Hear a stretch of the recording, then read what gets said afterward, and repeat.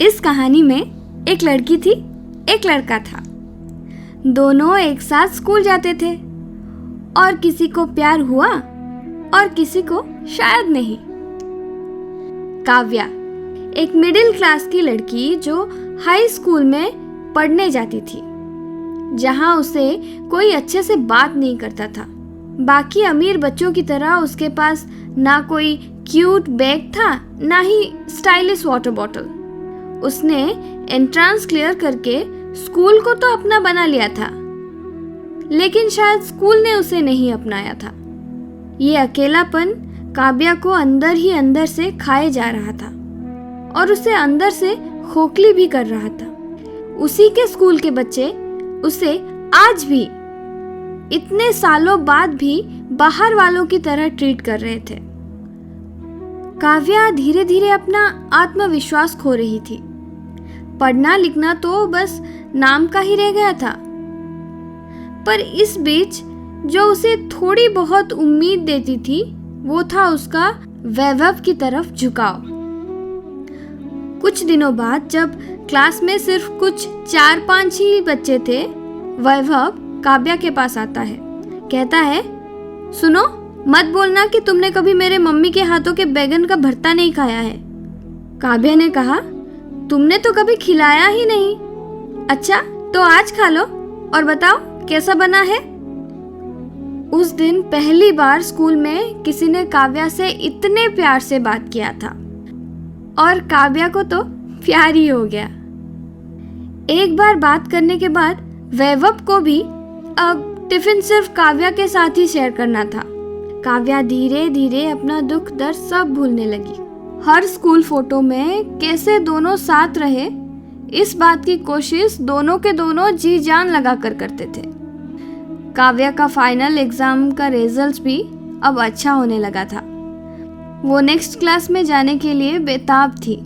एक बार के लिए काव्या के पास सब कुछ था जो उसे चाहिए था, बट उस दिन वो स्कूल पहुंची और वैभव वहाँ नहीं था।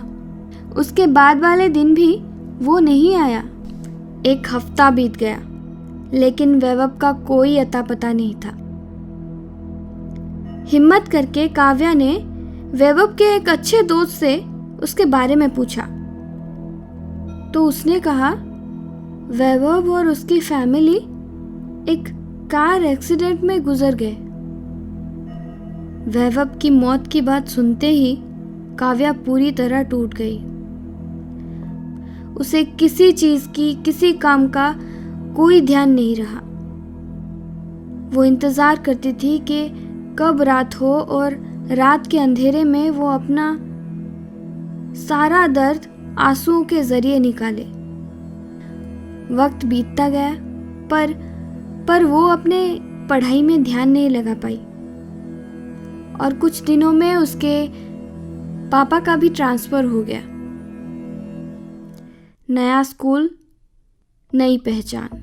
काव्या ने एक नई जिंदगी तो शुरू कर ली थी, पर पुराने यादों को भूल नहीं पाई।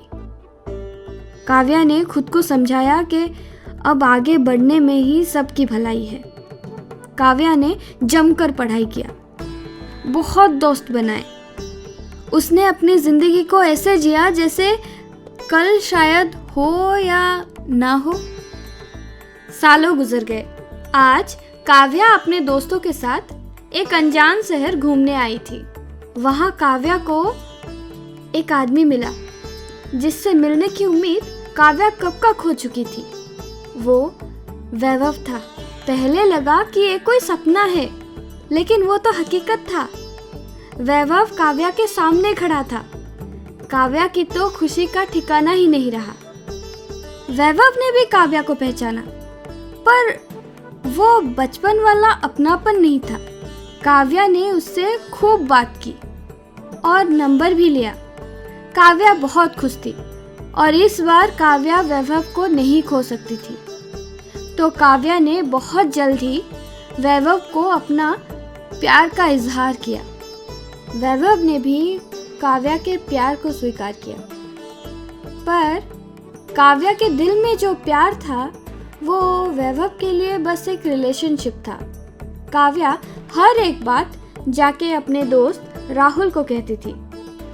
राहुल उसे कहता था कि वैभव खुद नहीं जानता कि वो कितना लकी है। लेकिन वक्त को बदलते वक्त नहीं लगता।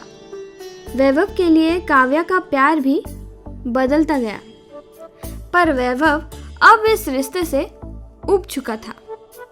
उसे उस रिलेशनशिप में कोई मजा नहीं आ रहा था, पर वो रिश्ते को सामने से तोड़ भी नहीं सकता।